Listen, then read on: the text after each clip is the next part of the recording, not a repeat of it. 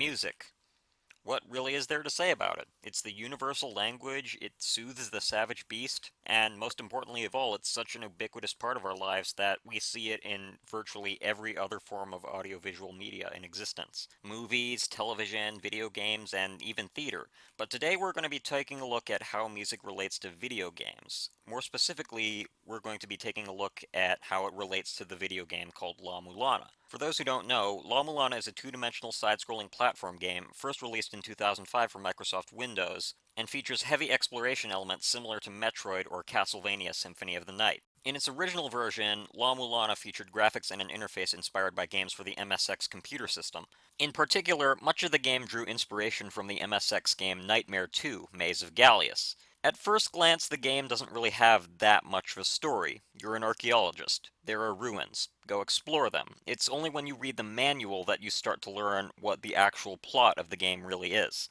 Your name is Lameza Kosugi. Think Indiana Jones, only Japanese. And you have apparently discovered that your father has went on an expedition to the legendary land of La-Mulana, which, according to legend, is the birthplace of all human civilization and culture. As you explore the ruins and face the many challenges, puzzles, and traps therein, you come to learn that the ruins of La-Mulana are actually the final resting place of a mysterious deity called the Mother, who descended from the skies thousands of years ago and gave birth to all of humanity. And as Lameza continues to explore the ruins, he eventually discovers his own role in the story of the Mother and her destined reawakening. So what does that mean for La-Mulana's music? Well, I think that La-Mulana is a perfect example of how a video game's soundtrack can complement and even build upon both its thematic and narrative elements. To name an example, at the beginning of the game, you start out at a village just outside of the ruins, and before you can enter the ruins, you have to get permission from the village elder. When you finally do enter La-Mulana proper, this is the first thing you hear.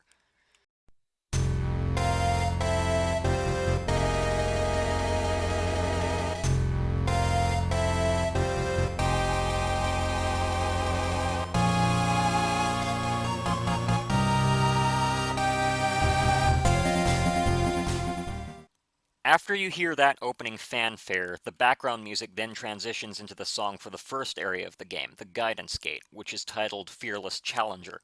But the thing is, when you go back to the Guidance Gate at later points in the game, you don't hear that opening fanfare. It never plays at any other point in the game. Well, almost, but we'll get to that. The point is that when you go back to the Guidance Gate, you hear the song Fearless Challenger, except it does not have that opening. What this does is create a sense that you've crossed a threshold, and that not only will things get a lot more interesting once you've crossed it, but that you've passed a point of no return. There's no backing out of adventure now, you're strapped in. One of the other things that the game La-Mulana does spectacularly well is the use of the leitmotif, which, for those not in the know, is a recurring musical phrase that represents a particular idea, place, or person. About midway through the game, you discover that there are actually two sides to the ruins, a front side and a back side. And each front side area, which you have explored previously, actually has a backside area that corresponds to it. These backside areas typically have a theme of being the opposite of the front side area. For example, the previously mentioned Guidance Gate is the first front side area of the game, and is not only the first area of the ruins that you explore, but also serves as a sort of tutorial for the player by guiding them through the various things that are required to solve the puzzles of the ruins. Opposite the Guidance Gate is the Confusion Gate, which is not only explored very late in the game, but also contains some of the most frustrating puzzles in the entirety of La-Mulana. And considering the game is already infamous for its very frustrating puzzles, that is saying something. Another example would be the Mausoleum of the Giants, which is another area that's encountered early in the game. The Mausoleum of the Giants is a memorial to a long extinct race of, you guessed it, giants. Throughout the mausoleum are many tablets which tell the story of the giants at the height of their greatness and their accomplishments, as well as the civil war that eventually led to their extinction. The grandiose architecture of the mausoleum, as well as the multiple giant statues throughout, make no mistake in letting you know of the giants' significance. Contrast that to the opposite area, the graveyard of the giants, which is the actual resting place of the giant race. It is a desolate, icy cavern filled with the mummified, frozen corpses of the giants. And it's meant to remind you of the grim reality that no matter how great you were in life, you're little more than a hunk of carbon when you die, and eventually everyone will forget that you ever mattered in the first place. So, how does this reflect in the music? Well, for consideration, take this snippet for the front side area of the game called The Spring in the Sky.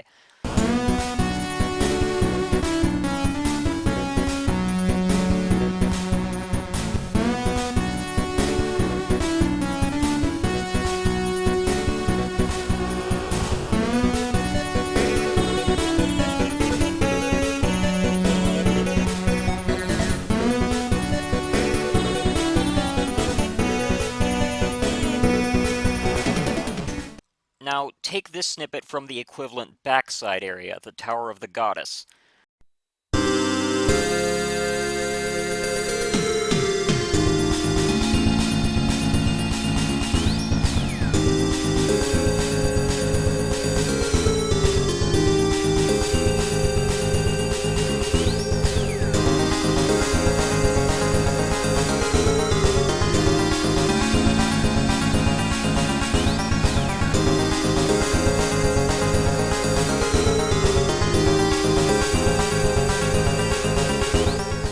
Did you notice it?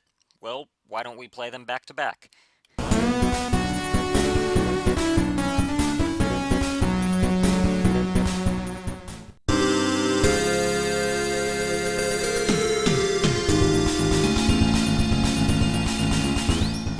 As you may have noticed, both of these themes are very similar, except the theme for the Tower of the Goddess is not only slower, it's also in minor key. This makes it perfectly suited to the atmosphere of the Tower of the Goddess, which is filled with apprehension as you explore this ancient, dilapidated rocket ship which is built by the giants. It's like you've stumbled upon something not only alien, but far beyond your comprehension.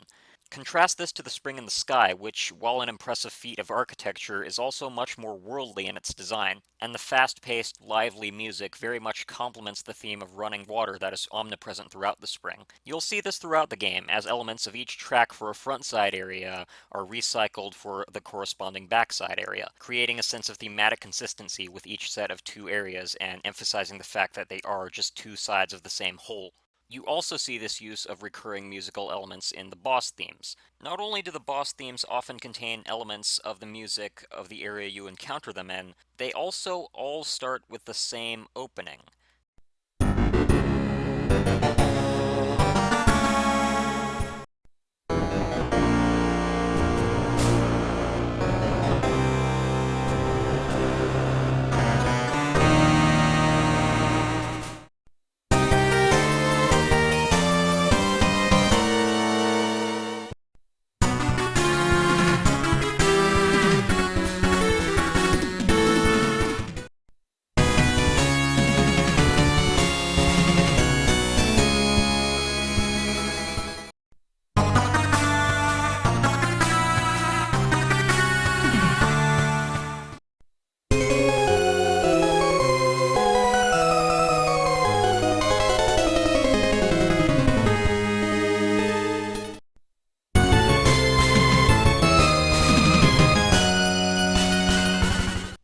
So, naturally, over the course of the game, you come to associate this opening with the beginning of an epic confrontation, so you know as soon as you hear it that you're in for a tough battle.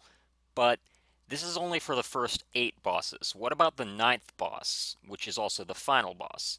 Well, as it turns out, the final boss is in fact the Mother, and as you soon learn, the very ruins of La-Mulana that you're exploring are her body. The Mother created humanity in the hopes that they would eventually find a way to return her to the sky where she came from, but since the ruins are so big, as you might have guessed, that's not possible. And since she only continues to suffer as long as she remains on Earth, the next best thing that you can do is grant her the peace of death. So after defeating the first 8 bosses and performing a very long and complicated ritual in order to awaken the Mother, you travel to the very heart of the ruins in order to square off with the Mother herself. During the first phase of the boss battle, where you fight against her giant stone head, the music initially starts off with the same introduction that all of the other boss themes start with.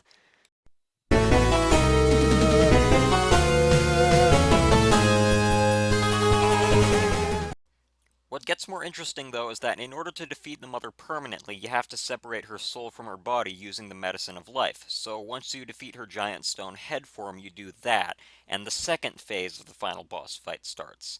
When that happens, this music plays.